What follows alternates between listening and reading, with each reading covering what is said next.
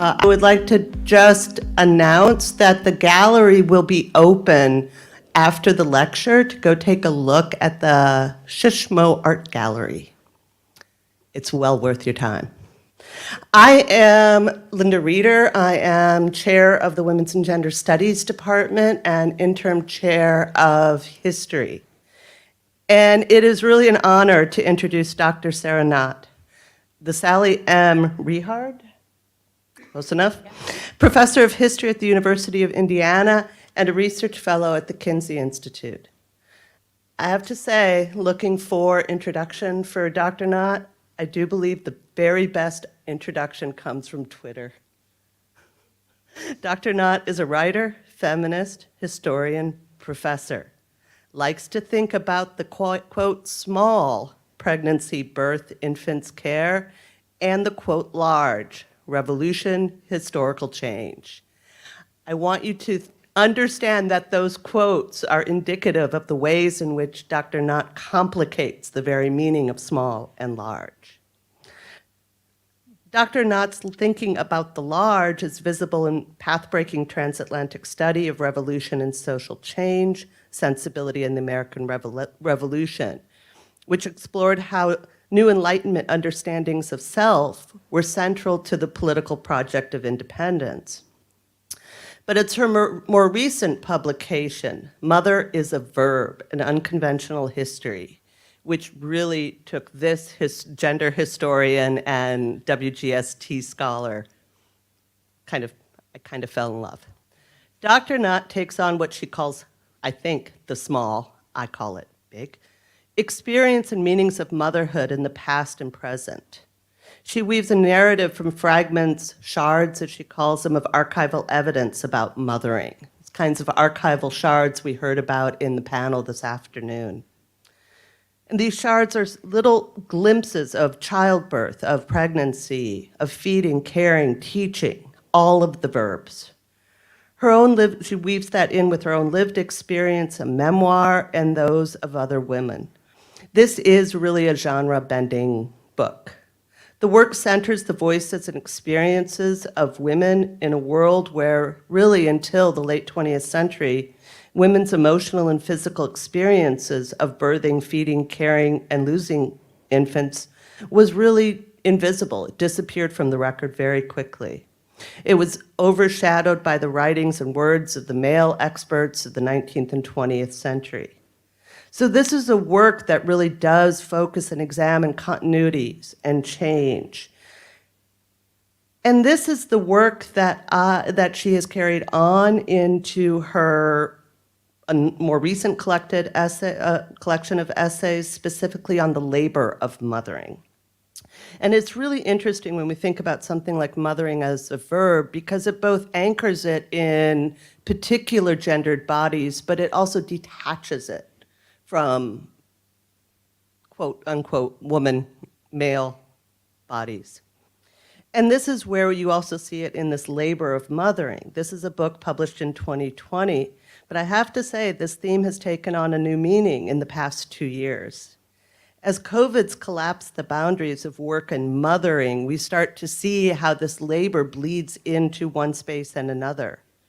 The work of caring-centered discussions and care work has taken hold in corporate worlds, in intimate spaces, and the halls of academia in ways that both complicate our lives and offer, I would say, some hope for rethinking this idea of work.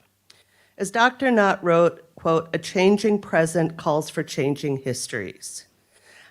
The last 2 years have made this the need to attend to this more necessary and significant than ever.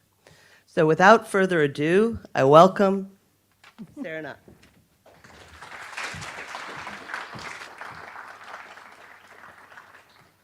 So thank you very much, Linda. I appreciate that introduction, and thank you, Jay, for inviting me along across from Indiana to join everybody here in 2022. I think this is my first in-person conference. Perhaps it is for many other people. So it feels delicious to be back among fellow academics. So Linda just kind of totally did my preamble for me. I wanted to talk about how when Jay first asked me to do this in 2019, I had either newly published this book or this book was just about to come out. That was what was on my mind. I thought I was going to come and do a book talk. And I suppose I thought with the confidence of all recently published authors that I had said what I needed to say, and I was looking forward to moving on, et cetera, et cetera. The clue of the interpretation of that book is indeed in the title, right? The idea that mother is a verb. And that meant a lot to me because it seemed to me when I traveled around the world, that mother was mostly seen as an identity, and that was disabling, and that invisibilized all sorts of kinds of mothering labor undertaken by other kinds of people. So I wrote this book. I did a collaboration with Emma Griffin, whose name came up earlier in the last session, on mothering's many labors. You can see there's a theme here.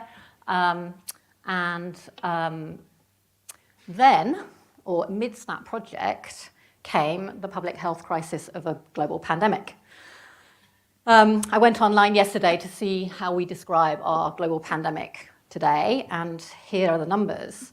80 million cases in the United States and 981,000 dead, 21 million cases in the United Kingdom and 166,000 dead worldwide, 494 million cases, 6.2 million dead, and as I'm sure you can all guess, those are the numbers courtesy of Johns Hopkins University researchers and surely undercounted.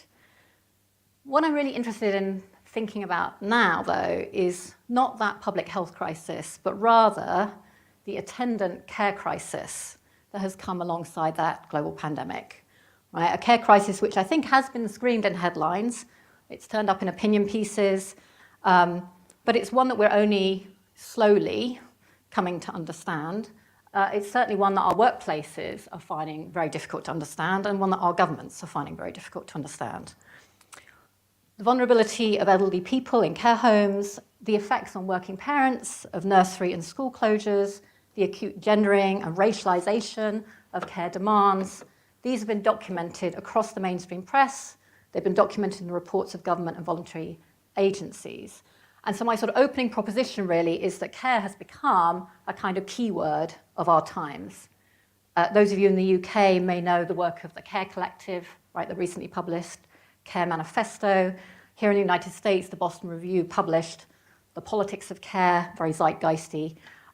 Care turns up in the title of so many university feminist campaign groups seeking to respond to the care crisis of the pandemic.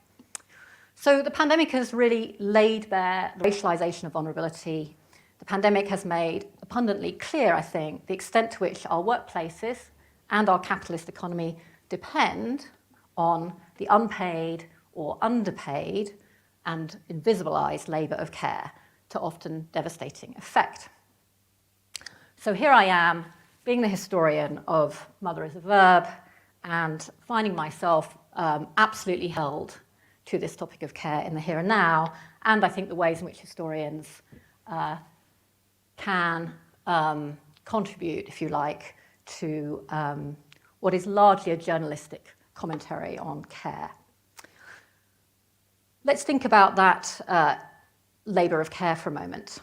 The US Census Bureau reported that 1.4 million fewer US mothers living with their own school-aged children were working in March 2021 than in the same month the year before. So 10 million mothers not in the workplace, over 1/3 of all mothers living with school-aged children. At a particularly low point in the pandemic, in April 2020, right, so the second month of the pandemic, almost 1 in 2, or 45% of mothers of school-aged children were not in the paid workforce, often bringing economic hardship onto their households. And I'm thinking of the last panel we were in with Jasmine, right, and that question of poor mothers. How do we make sense of that lot? The census figures highlighted that mothers were much harder hit than fathers. Why? Well, the Census Bureau hypothesizes that mothers are more likely to work in service and in other jobs heavily impacted by the pandemic, including poorly paid care work, and that mothers carried a heavier burden of unpaid socially reproductive work. Non-white single mothers, especially black mothers, were hit hardest by these patterns. Right, so that's one nice piece of evidence from the US Census Bureau. In another example, a Pew survey that was released just last month, in March 2022, suggested that in the United States, the so-called Great Resignation, right, the removal of workers, or the self-removal of workers from the workforce, was prompted not just by low pay or by feeling poorly treated, but especially by childcare issues. In that Pew survey, nearly half of these workers who'd left the workforce with a child under 18, said that childcare issues were the reason for quitting their job. Here in spring 2022, women's participation in the labour force remains well below pre-pandemic levels. So those are kind of quantitative stories, right, about the care crisis. We can also think about these issues more qualitatively, and my wonderful colleague at Indiana University, the sociologist Jessica Clarko, has been doing work with mothers in southern Indiana and trying to think qualitatively about the effects. What she has wanted to emphasize, I think in particular, is the effects of this on the well-being of caregivers. So in Clarko's research, 42% of mothers reported spending a great deal more time with their children during the pandemic compared to before. Some quarter reported somewhat more time. The changes in these hours spent seem to have been driven in good part by disruptions in mothers' paid work and in their childcare arrangements.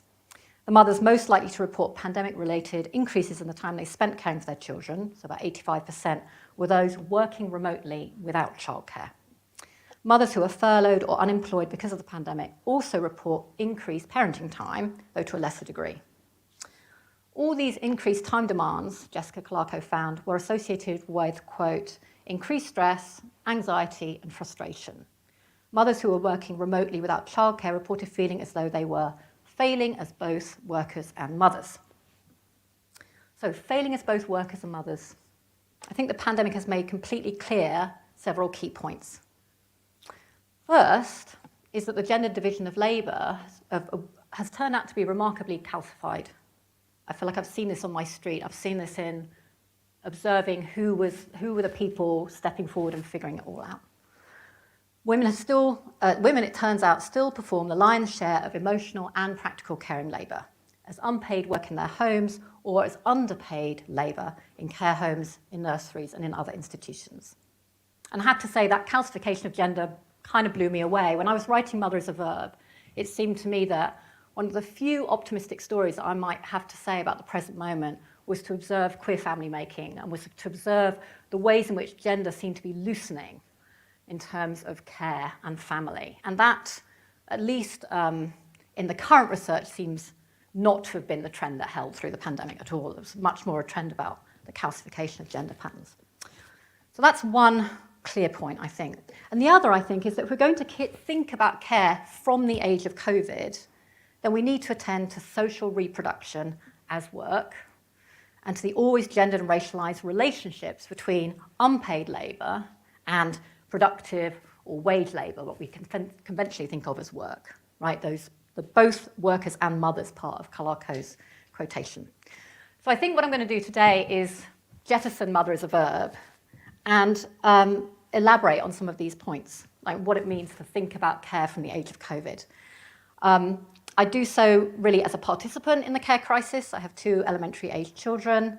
I think I had there were 11 weeks between March 2020 and the end of December 2020 in which they had schooling in school buildings, as opposed to in my home on our Wi-Fi with 2 parents teaching remotely. I think about this as a member of my own university's care caucus, someone trying to bring feminist insights about the workplace into an immediate crisis situation with a very resistant provost and university president.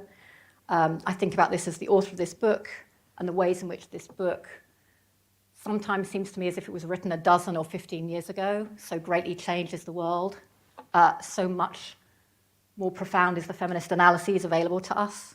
And I do it in a spirit of optimism because, hey, now I have a 3rd book project that is not the one I thought I was working on. So to clarify, or really to solidify the topic with a definition, I think we can think about care as a social capacity, right, as those activities involving the nurture of what's necessary for the welfare and the flourishing of life. That makes care a human universal, right? We're all interdependent, and despite the best American fantasies of independence or individualism, despite our fond or vain hopes of not needing, we all require care. Now, there are other useful terms for care that we can use that we might already be familiar with, which solidify the same notion. One of my favourites is actually social reproduction. What's so useful, I think, for us about social reproduction as a term is how carefully it distinguishes between reproduction, right, procreation, biological reproduction, birthing, right, the kinds of activities that Alicia was really drawing our attention to. So reproduction, conventionally understood, and also from production, right, as understood in classical economics, that is to say, paid work, waged labour, right? So social reproduction occupies this kind of distinct zone. And one I think that those enslavers that Alicia was asking us to think about chose to ignore. The last kind of term that might resonate for us all in terms of thinking about care is the term life activity, right? Those practical human actions through which people meet their current needs, imagine new possibilities. Life activity is a term that comes from the socialist feminist Maria Mies back in 1986. So the book I'm working on now, Care and the Company of Children, is actually mainly interested in caregiving and children in middle childhood. That is to say, the period that we now think of as sort of post-preschool and pre-puberty. But the points I really want to make today concern care much more generally. All I want to do is to make some points that draw from three bodies of material. There are surely more. One is feminist maternal life writing. Another is feminist economics and its typology of the 19th century.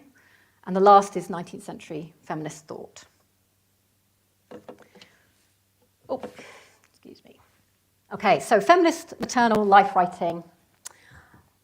It's a first-person genre that developed with the concerns of women's liberation in the 1970s. It's sometimes also known as the maternal memoir. Maybe it's a funny place to start, right, for a conference of scholars of the 19th century. But the reason I turn there is because a really terrific recent scoping article about what we already know about care pointed up that our largest lacuna about care is care as lived experience, right? It's Jasmine's concern. Right? It's like, how do we get to poor mothers in the past, for example? And so I like to go back to maternal life writing, that genre inaugurated by feminists in the 1960s and 70s, because I think in some ways it's the most eloquent resource we have if we just want to sit with care, right? If we want to overcome the sneers about care, if we want to overcome the kind of willful denial of care's value that we've seen in our workplaces and among our governments, if just we want to be curious at all. If we want to imagine what's missing in those archives, right? Here is a whole genre that is devoted, in some sense, to care for all of the limitations of that genre, right? For all of the limitations that, in fact, it does tend to begin with maternity as identity, not maternity as verb. So I want to go to 1979. I want to go to Alice Walker, pictured here at Phyllis Wheatley conference in 1979. So the photograph is 1970. So thank you. So the photograph is 1979. I should be more clear. And the piece that I want to refer to is from 1979. So thank you. So it's 1979. Alice Walker is visiting Sarah Lawrence College, and she's already well known, and she's giving an address about maternity. And it's a piece that's going to end up as the last essay in her volume, In Search of Our Mother's Gardens. Alice Walker's former teacher, who was being honoured at Sarah Lawrence College that day, had brought, quote, the fundamentally important, joyous reality of children into her classroom. Not through texts, Alice Walker explains, but through her own life. But, Walker notes, society is, quote, badly arranged for children to be taken happily into account. The Alice Walker of 1979 theorised maternal care. The point was, I was changed forever, Walker observes at the birth of her daughter Rebecca. She was enlarged rather than constricted by attending to an infant. So the writer avoids the cliches about a baby, what she refers to as the boring and shop-warm hymn of praise, in favour of a quite introspective account of joining a new body of experience and a novel commitment in her own life to seeing the world at a different angle than before. So in this, and in other essays, Walker inaugurated a sturdy tradition of feminist maternal life writing, joined, for example, by writers like Adrienne Rich, I've also pulled up here on the right-hand side, or indeed by Walker's own daughter Rebecca in 2008, or in queer form more recently in Maggie Nelson's The Argonauts, or in the British writing of Chitra Ramaswamy. So feminist maternal life writing calls for a kind of accounting of care and how care transforms the self. The genre describes, often in quite remarkably obsessive detail, the quotidian, the banal, the sudden reorganization of one's usual day around someone else's temporality. Folding laundry, preparing meals, being continually interrupted, coaxing a child into a coat, stumbling half asleep in the middle of the night, responding to tears. I wrote nothing for a year, Walker says, that didn't sound as though a baby was screaming right through the middle of it. So I've come to think of these texts as kind of like mini labour histories. And as the critic Jennifer Nash describes, the maternal memoir rehearses maternal demands in a really strikingly repeated and obsessive way, as if each memoir is the very first to mine the ground. Each memoir, that is, tends to forget that it's actually part of a canon of maternal texts that seek to break the silence around maternal labour. And I think that forgetting is really telling. And I think it's telling not just as a sort of literary feature of the genre, but really as an effect of a wider setting that invisibilises caring labour to such an extent that the minutiae of the work is a revelation, right? It's a discovery that keeps needing to be discovered. So that's, Jasmine, why I was thinking about maternal life writing, where you were talking about your poor mothers, right? Like, wouldn't it be wonderful to be able to itemize what it took for those women to keep those children alive? So a second characteristic of maternal life writing that I think is helpful for us is the way in which it flags this kind of caring labour as intensely private, highly devalued, and deeply isolating. Adrienne Rich called it solitary confinement. Her journals, like Alice Walker's writing of the same moment, took the isolation of mothers and children together in the home as a kind of taken for granted. They shared the trope of waiting for a spouse to get home. Rich describes waiting with impatience for the moment when their father would return from work, when for an hour or two at least, the circle drawn around mother and children would grow looser, the intensity between us slacken, because there was another adult in the house. So the need to account for the minutiae of care and its subjective effects, the central isolation of caregiving, were joined among writers like Alice Walker also with a kind of racial politics about caregiving and about white women. Our young mother, Walker wrote in Self-Recollection, realises that her child is the least of her own myriad obstacles. Indeed, she realises that the child is more of a victim of racism than she is herself. White women resent black women's children, Walker tells. They feel guilty that white children have so much more than their black counterparts to their own manifest benefit. There are exceptions among white women feminists, Walker notes, but they are rare. Tilly Ilson, for example, the working class poet of silences, but certainly not the literary critic Patricia Meyer-Spax. In the meantime, Walker the mother navigates not just this unpaid labour, but paid labour. She cradles her baby with one hand and grades student papers with the other. She asks, in other words, how the paid work of teaching is compatible with childcare. So feminist maternal life writing points up the burdens of racism, the divisions of interest among women caregivers that are made by race, not just the sexism that so preoccupied Adrienne Rich, not just patriarchy. These points, we might notice, given our conference's Atlantic frame, come out of a distinctively transatlantic and international feminism. So when Adrienne Rich is trying to make sense of maternal care's isolation, one of the people she turns to is Hannah Gavron and her documentation of the loneliness of East London women raising children in post-war high-rise flats. Or when Alice Walker is thinking through maternal care and writerly creativity, she turns to Nigerian British immigrant Bushi Emesheta to try to find alternate and more communal traditions of mothering and work. So the minutiae of caring labour, the isolation of caregivers, unmistakable and profound racial divisions, these crucial points were made and made again in feminist maternal life writing. And I think they really help us to sort of sit with and attend to the lived dynamics of care. So that's my kind of body of work number one. My body of work number two is really different in tone and concern, and it's feminist economics. You'll see for a moment why I have the enslaved cook up here. So feminist economics, abstracted, big picture, shaped by frustration with classical economics, the figure of Homo economicus.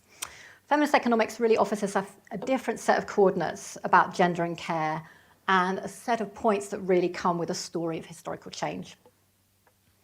Feminist economists have highlighted for us that social reproduction is both a precondition for economic activity and a form of economic activity in its own right.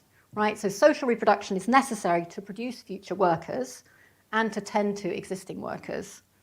Social reproduction is an economic activity, one that can take either unpaid or paid form. So feminist economists observe the competing demands, really, of productive and socially reproductive work, seeing them as necessarily interdependent. And they seek to measure, they seek to make visible social reproduction as part of the economy. They emphasize this importance of social reproduction by using a whole handful of terms, right? Reproductive economy, the invisible economy. Linda, we were talking about that on the way here, weren't we? This invisible economy, the other economy, even the core economy. And they also observe, of course, that social reproduction is historically has been cast as women's work. So in our current world, for example, we know that unpaid work features as a massive component of national economies, even if this work is still excluded from systems of national accounting. To take just the recent British example, in 2016, the value of unpaid household care work was equivalent to just over 60% of GDP. 60% of GDP. That's larger than, for example, the non-financial corporation sector. And globally, time use surveys from around the world show that if you ascribe a monetary value, unpaid care can represent anything from about 20% to about 60%. Right? So we're talking about really significant numbers in terms of human activity. So feminist economists ask us to look on a scene like this, right? Or indeed a scene like this one, this photograph from New York, and see these kinds of scenes as intrinsic or inside capitalism, right? Not to be moralized as love or duty, not to be reducible to the family, not even to be reducible to the workings of patriarchy, but to be seen as absolutely fundamental to capitalism. And in fact, feminist economists would argue that social reproduction really exposes a kind of fundamental instability in capitalism itself. To my mind, it's scholar Nancy Fraser who makes the point particularly clearly. On the one hand, she highlights social reproduction is a kind of condition of possibility for the accumulation of capital. And on the other hand, capitalism tends to destabilize the social reproduction on which it relies. Her term is free riding. Right? Capitalist economies rely on, they free ride, on the activities of provisioning and caretaking that produce and maintain social bonds. And at the same time, they accord them little or no monetized value, and they treat them as if they were free.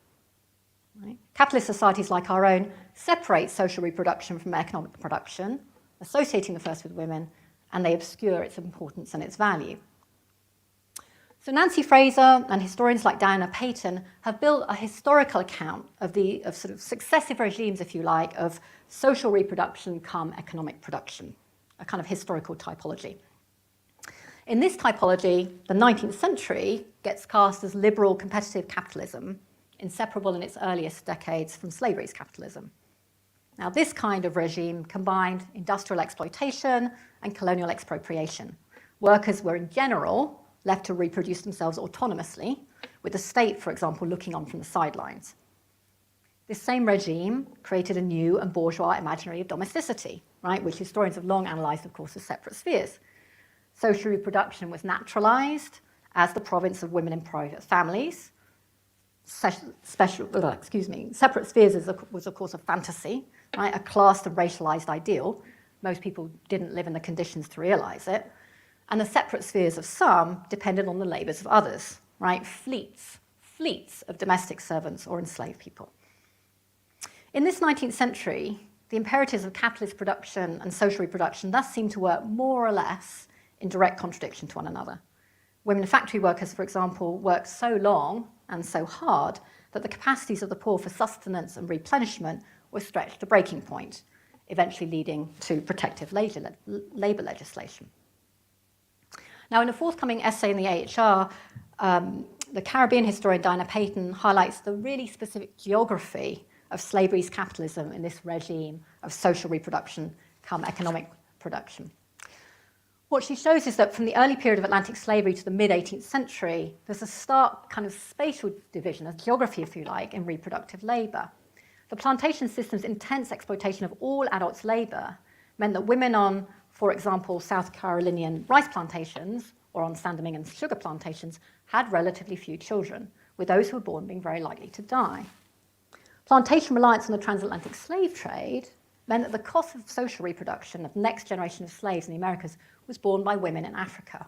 Right? That's where future enslaved workers were birthed and raised through women's labour. And I think you can see there why social reproduction is such an important concept for us, right? Because it asks us to think not just about women's reproductive labour, but really to notice social reproductive labour, which I think is more extensive and for pattern placed in West Africa, not in the Americas, until at least the mid-18th century.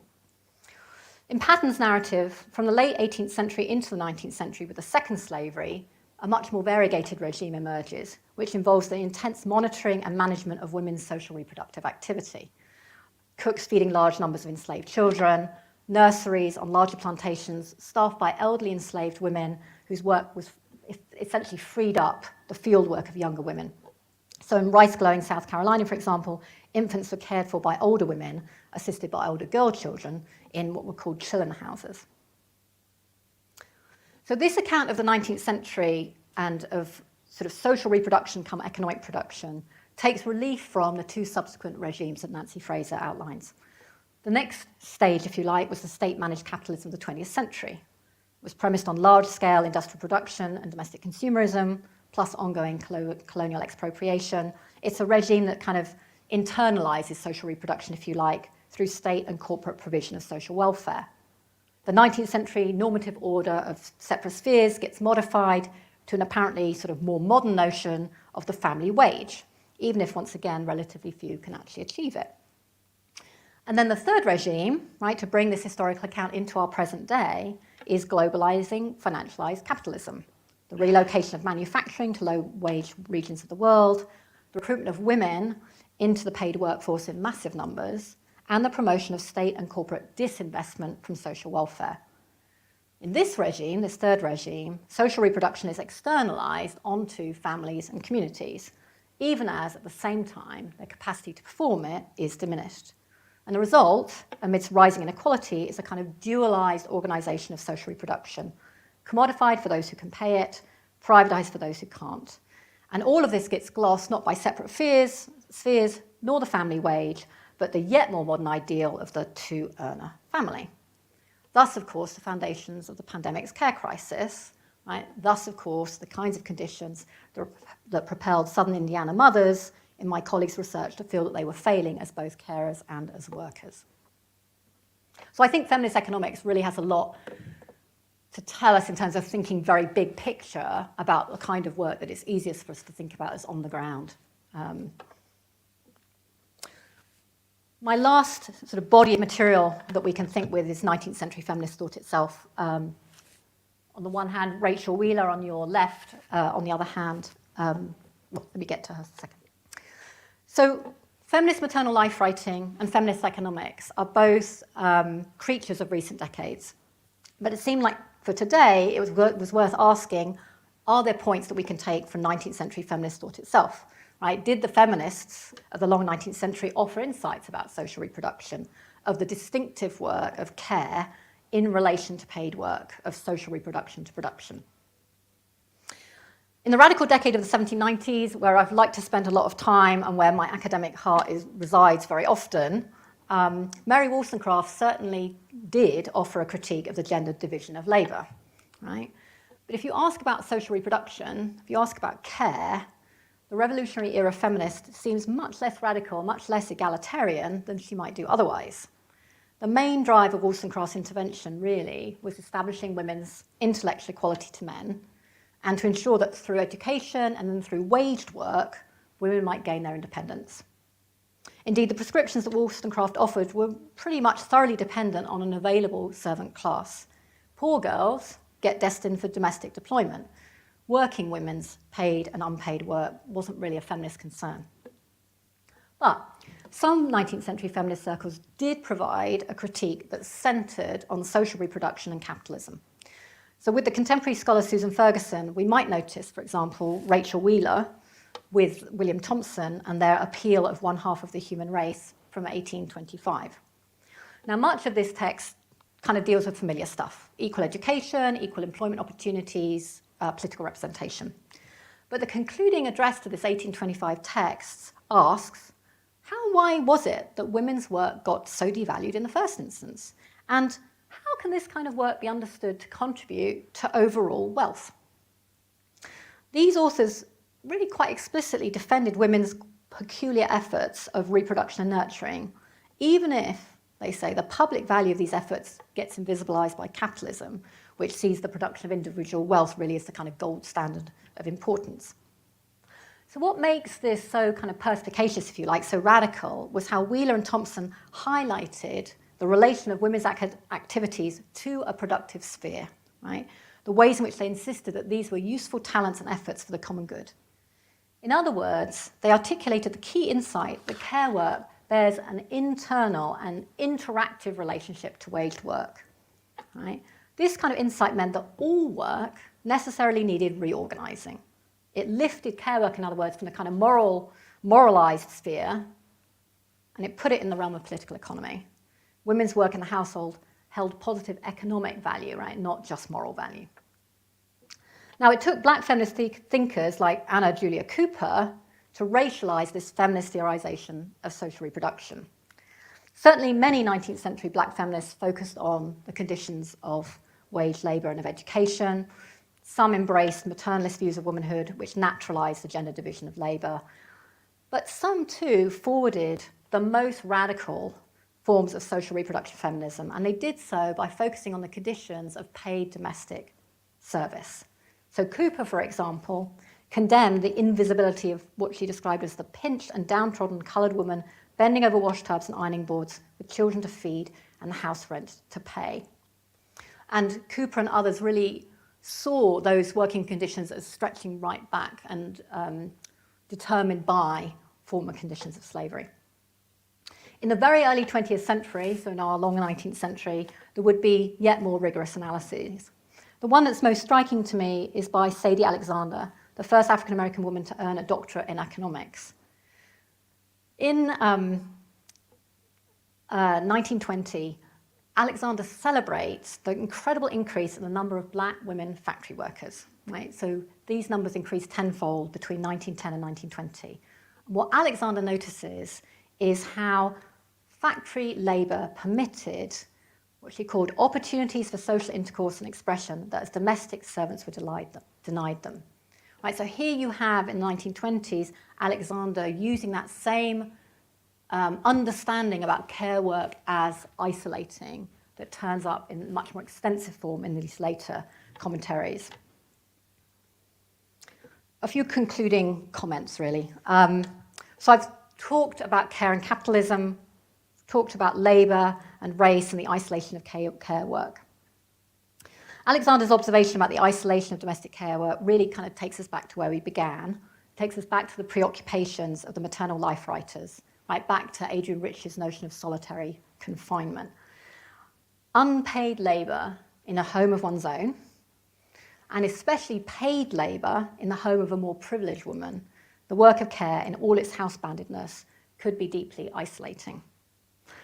In the wake of lockdowns and quarantines, it seems to me that enforced isolation is probably a theme that resonates with all of us. Care in the time of COVID, I think I'd like to suggest in these last remarks, might actually offer us a richer precision for thinking about isolation and solitude. In 1965, Adrian Rich wrote in her journals, "Use children's school hours better for work and solitude." Use children's work hours better for work and solitude. The young mother was thinking here not of unwelcome isolation, but rather of the capacity to be left alone with her own thoughts, right? To experience her own self more fully. It makes me think about her complaint about the infrequency with small children underfoot of moments of peace when for some reason it was possible to go to the bathroom alone. in kind of fingering a positive solitariness, in imagining the fullness of moments of peace, Rich was tapping into what I think we might want to think of as a kind of healthful solitude, right? The opportunity for private reflection, a kind of solitude that was conducive to well-being. In COVID, the lockdown of households compelled many to bear the major burden in a care crisis that made loneliness and isolation inescapable. And it made healthy solitude unattainable, at times simultaneously. This, I think, is a kind of lived insight, right? That duality of isolation and the impossibility of healthy solitude. It's a lived insight that might send us back to earlier historical scenes of social reproduction, to ask not just about their isolation, but also about the question of healthy solitude. Like our earlier panelists, though, seems to be that this is a gender historian's habit, I want to end on a more cheerful note. And to do that, I'm actually going to take us back to Alice Walker and her piece from 1979, and to just at least wonder about what kinds of company, right, what kinds of companionship might be constituted in and by care. And I'll actually just say that there was a moment in the early pandemic when one of my favorite colleagues walked down the street where I live, and I was on the street and I'm standing there with a cup of tea, and my best friend who lives across the road is standing there with her cup of tea, and our kids are playing, and there's another neighbour's kids who's come out, and my colleague walked down and said, "Oh, what a wonderful scene of leisure." And I made niceties because I'm so British. And as he walked away, I really tasted my own fury, and I thought about how interesting it is that that scene was read as leisure, whereas what that scene actually was a scene of emotional labour. It was a scene of women on my street making community in the middle of a pandemic, protecting children from ill health in the middle of a pandemic, expecting to go back inside and teach their remote classes or deal with their court case. So we were there under duress, and all of that labour and that duress was completely invisibilised in that comment by my very beloved, very senior colleague. So I do want to think about company and what might be constituted in and by care, because there is some kind of insight into his warm response to what he saw as a moment of community making, right? There's an insight there, even if there's a gendered insult. So in the really final paragraphs of In Search of Our Mother's Gardens, Alice Walker begins to theorise the relationship of mothers and older children. And she does it in terms of friendship. She says, by the age of 7 at the latest, your child is your friend. In friendship, Walker tells us, a child can be told of the fears one has. This sympathetic, agreeable child, it's a really sympathetic, agreeable child. This sympathetic, agreeable child can listen, can show a new dance step, can share a colouring book, can offer a hug, can allay, and that word allay really matters to Walker.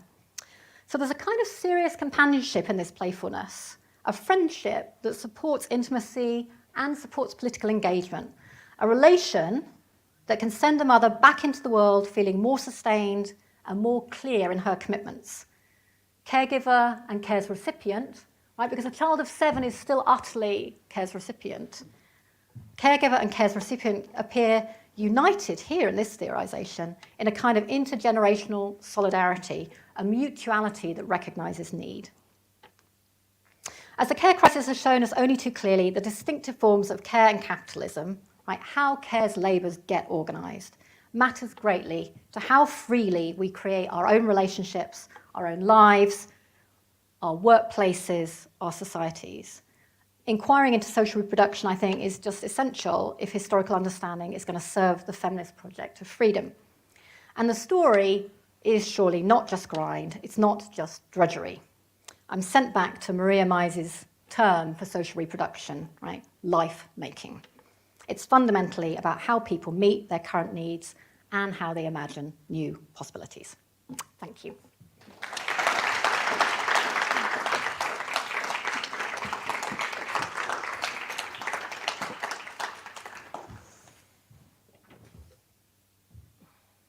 Okay, I believe we have time for some Comments, questions?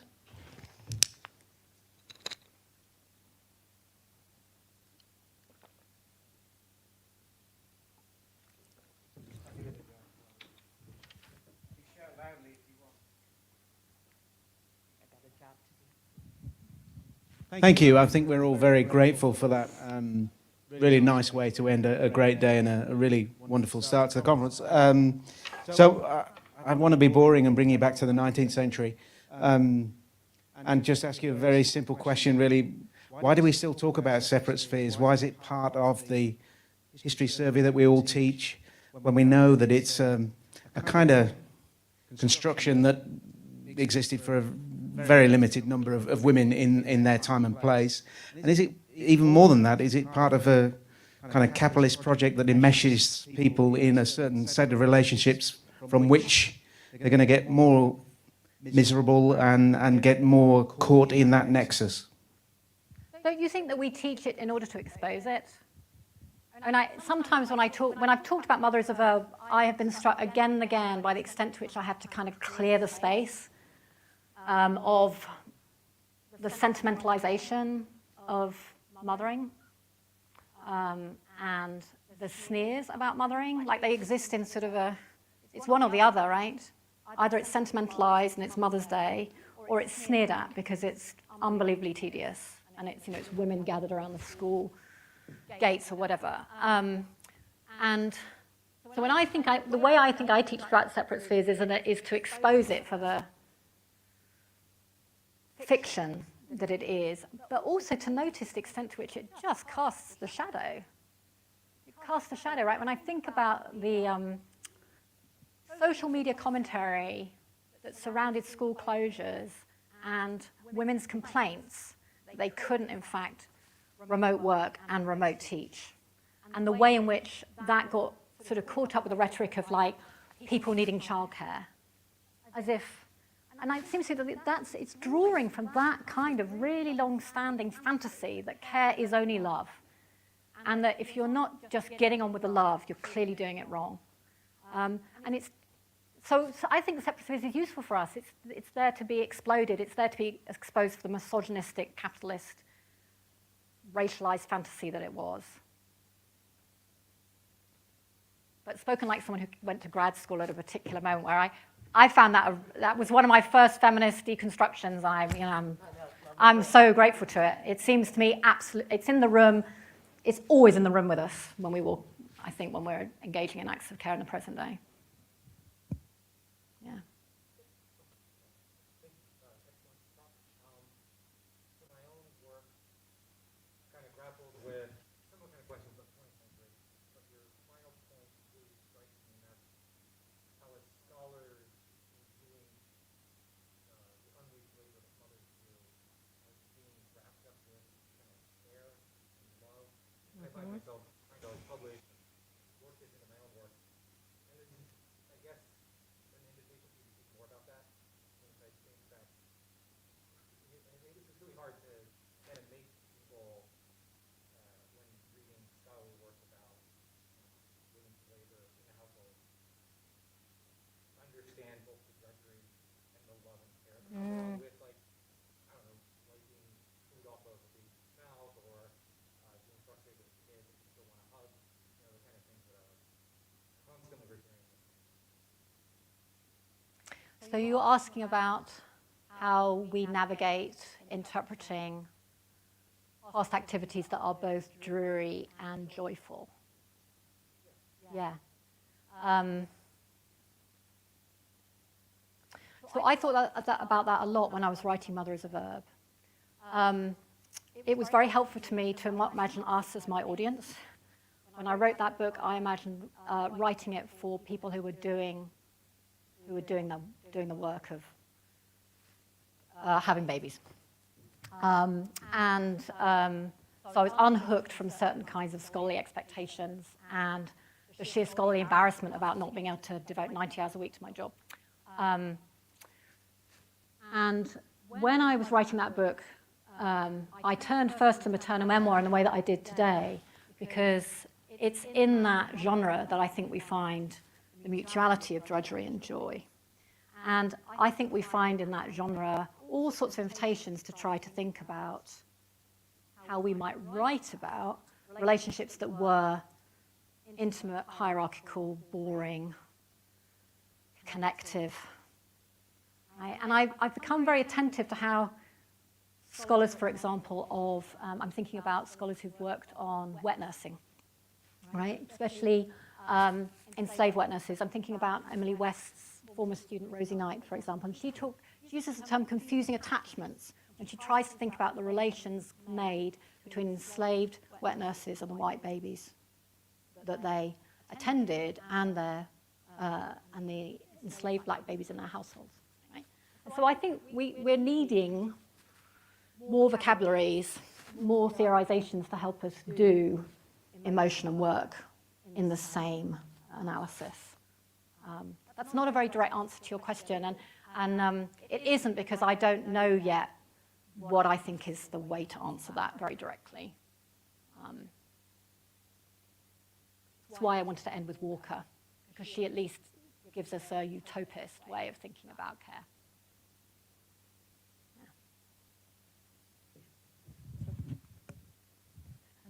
Thank you. There you are. Yeah. Thank you so much, Sarah. That was a really inspiring talk, and I'm sure it resonated with a lot of us. My question really was about the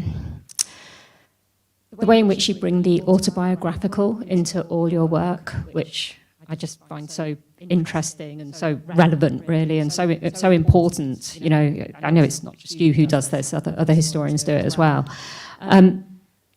So my question, I hope it doesn't sound flippant, but are you, or have you preempted, or are you bracing yourself? Because you talked about older children, and then you talked about 7-year-olds, so my shoulders sank a little bit. And have you any ideas yet where you're going to go with teenagers?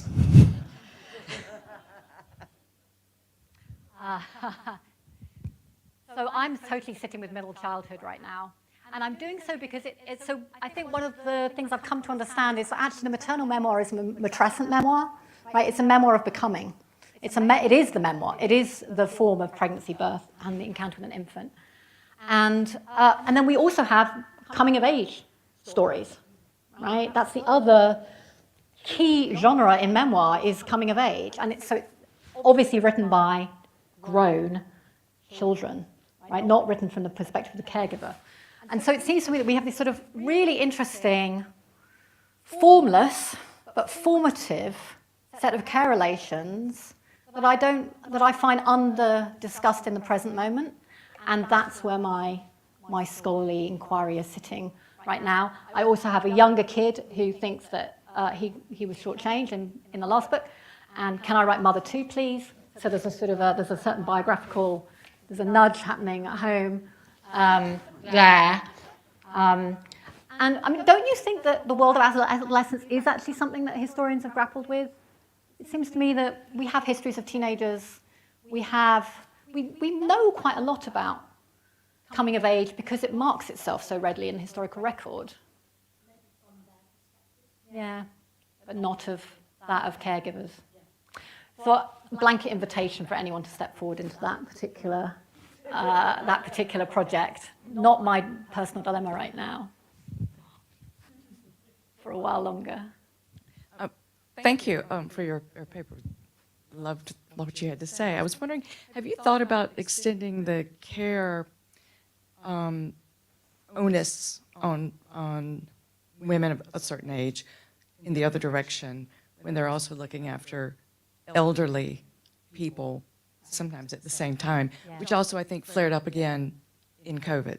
Yeah, so care in the company of children makes no presumptions about how care is flowing, right? So we might notice, first of all, that those older children are caregivers, right, if we're going back to the 18th or 19th centuries. And those households were often multi-generational. And so I want to make no presumptions about the flow of care. And I already know from the last book that grandparental care is a big picture of is a big part of the picture, and so too is care of elders. right? So I think we also have, I mean, talking about separate spheres is unhelpful. We have this sort of workaday presumption that most families are sort of two-generational, and yet that's also turning out, isn't it, as an incredibly short historical blip. So yes, thank you for that. I also, it strikes me that we are at a moment where that generation of feminist, that first generation of feminist scholars have made aging, right, a topic, right? And so I'm really happy to watch them do that and do that well and follow behind that. Thanks, Sarah, for that lovely talk. Very fascinating. I guess I just had a question regarding the maternal memoirs and about how the act of writing one's experience of mothering in itself is an act of emotional labour. And how do we acknowledge that, you know, people are using their own emotional labour to write something that is meant to highlight the fact that people don't recognise emotional labour. And there seems to be an inherent contradiction there about, by exposing it, we are using our own energy. And how do we comprehend them, that, how do we enlighten something without making the load heavier for ourselves? So that's lovely, isn't it? Because that kind of assumes that labour is always being expended. And I think that one of the distinctive qualities of emotional labour is that it may be psychically more productive than that. And so that starting with a model of expenditure may miss something about its meaning making. You went to a different place. I thought you were going to call me out, in fact, on whether or not we can even let literary maternity stand for anything. And I've been thinking in the last while about, you know, what would be my fantasy literary genre, right? Why is there not a literary genre of domestic service memoir? Wouldn't that be fantastic? You know, what is it that memoir draws our attention to, and what does it draw our attention away from? And I think that's going to come up in terms of thinking about what this matrescent memoir does and doesn't do, does and doesn't see. Right now, its story is one of explosion, right? It started with pretty privileged circles of very literary women in the 60s and 70s, and now it's being expanded by so many different kinds of voices. So it feels like a moment of expansion. That's where I thought you were going to go with that question. And I don't have good answers to that. Thinking about what the maternal memoir forecloses as well as what it opens out. So that was just a wonderful paper. Thank you very much. Very powerful. My question is about if religion belongs in this story. And I mean, we're staring at 19th century feminist thought and just thinking how that would be anchored in religious belief, most likely. I mean, there'd be exceptions. Also thinking about the way in which perhaps compensation for the labor would be understood in religious rather than pecuniary terms. Also to think about the way in which the problem of the isolation of the labor that you mentioned, that the solution in the 19th century would be seen as part of the social infrastructure of religious community. And it seems quite odd to us today, but I guess I just wonder if religion is a central part of this story, particularly in the 18th and 19th century context. So on the one hand, I think one would have to say religion has to be part of any story that's about lived experience, right? And on the other hand, I think I would say religious and moral views of care have dominated in our accounts of this period and this period's own accounts of itself. And perhaps it's more important to think, to emphasize labor, to get at something that's closer to a history that recognizes material conditions. One other way of responding to your question is you attach religion to community. And there's a really exciting new dimension of feminist economics that's now starting to try to theorize community activism and community labor as part of social reproduction. So there's an economist, Nina Banks, who published a really fantastic essay about this recently. And it seems to me that if we're going to think about community making, as part of the realm of social reproduction, then that does reshake the 19th century in particular in an interesting way, right? So it could be possible to reapproach those religious organizations with community making first in mind and to think about them through that prism, right? Which would be to reframe them and not to exclude them.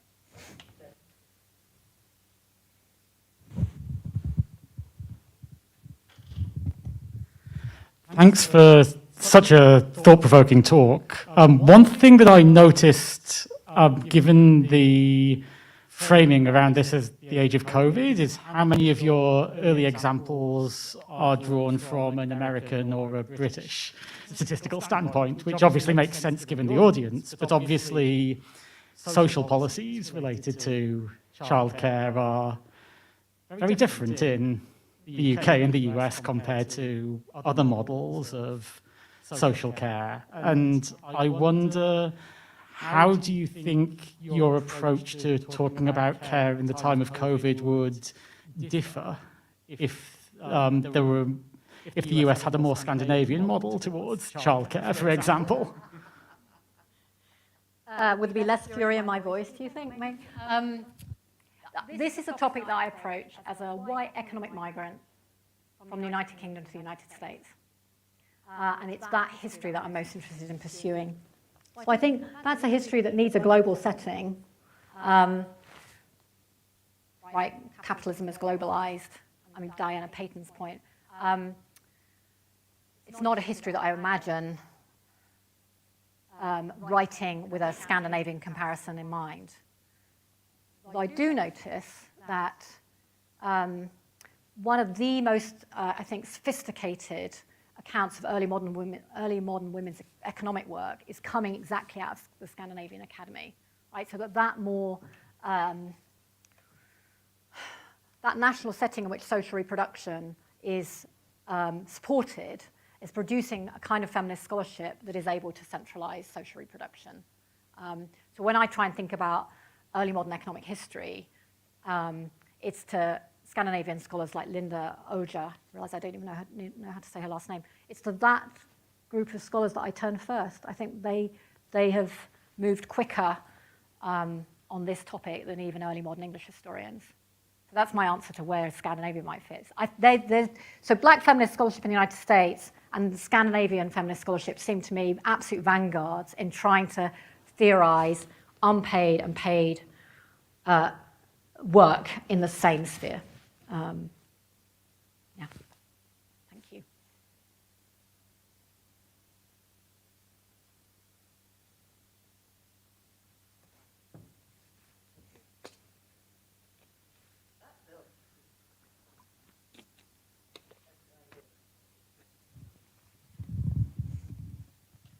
Hi, so this is rather interesting, but I guess my question comes from a more modern perspective of with COVID, and at least in the United States, we've seen the stimulus checks that have come out.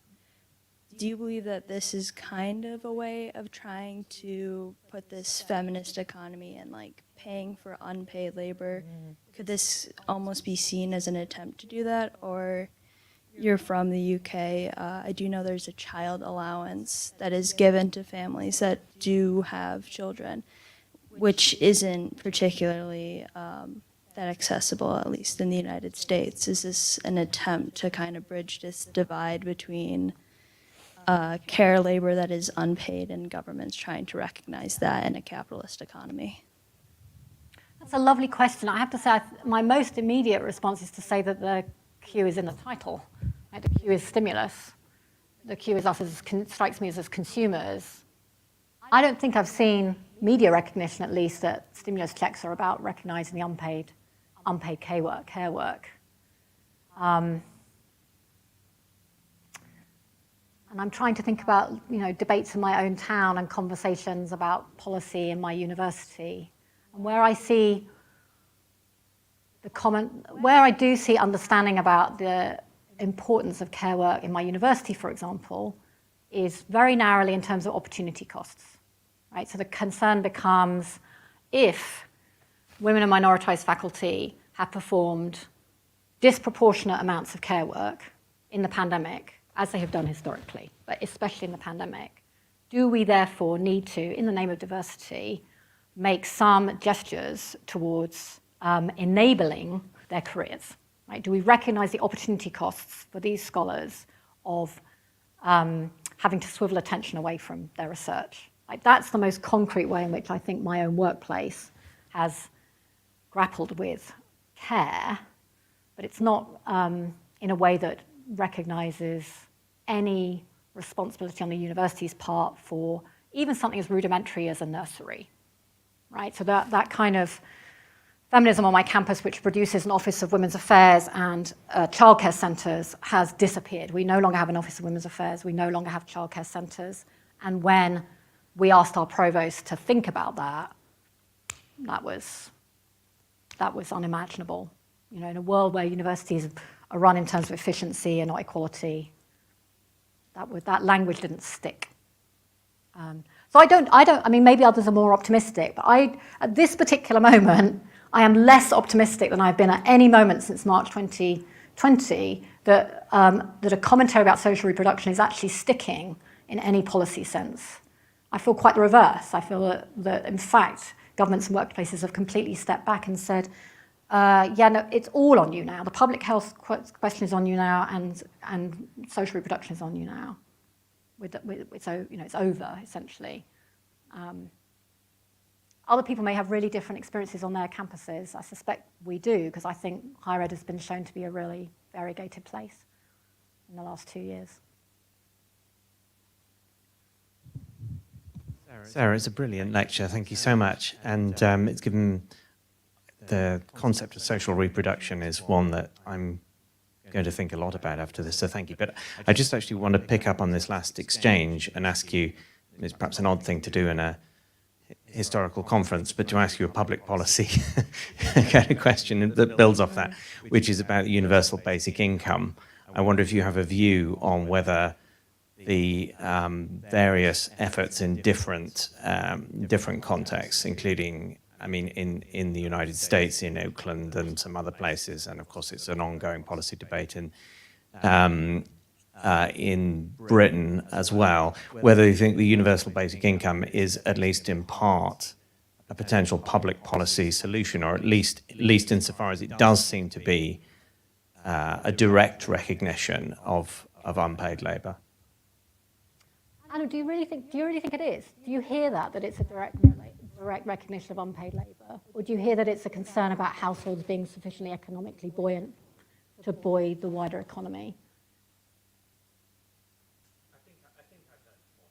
Yeah. You may be right. I mean, you're asking this question of a former cultural historian, so I should make it completely clear that I'm not a public policy commentator and will never be. And so I don't think I'm going to answer your question because I don't think I have something smart to say about it. I think I'm much more interested in what are the institutions that support social reproduction, and initiatives that tend towards individuation don't seem to me to grapple with social reproduction at all. But that's about as close as I think I can come to having something that's useful. Hi, I got the mic next. So I've been sitting kind of grappling with what I want to ask. And I guess I find your talk very helpful, insightful. But I was kind of wondering about the place of disability within all of this. And I guess part of that question comes also with the idea of social reproduction as well, when it's not reproduction that is going to be the outcome of care, and kind of going back to the mothering thing, where the mothering never gets past a certain stage. Your children don't always go past a certain stage. So I guess I was wondering how that fits into your frame. So my understanding of social reproduction is that it encompasses all forms of care. Right? And it does not seek to privilege childcare with all of its prospectiveness. So when, for example, we formed the Care Caucus on my campus, we really deliberately used a definition of care that was expansive, right? We named childcare, we named elder care, we named the kind of care that we did for our institution, and we did that really deliberately to have an expansive notion of care that doesn't have that kind of figure of innocent childhood at its core, right? And I think, I was talking about this with Kirsten on the way out. We were talking about how disability feminism seems to have a particularly useful set of insights for our current moment, right? Yeah. Yes.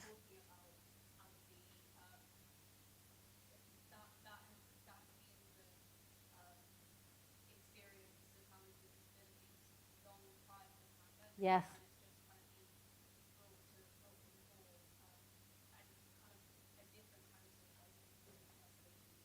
Yes.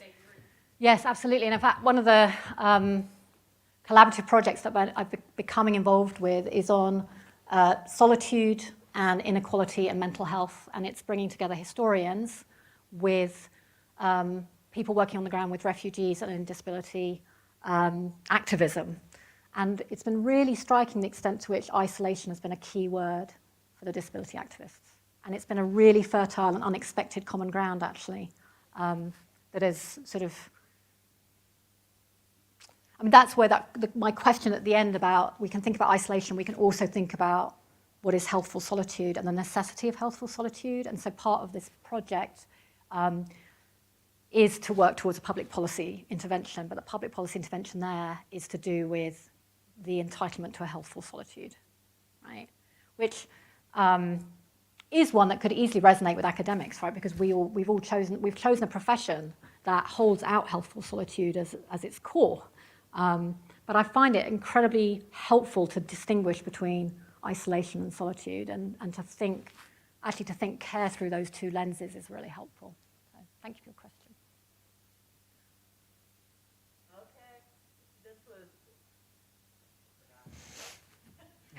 This was really a wonderful keynote. Thank you so much. And thank you, everybody, for your wonderful questions. And one more round of applause.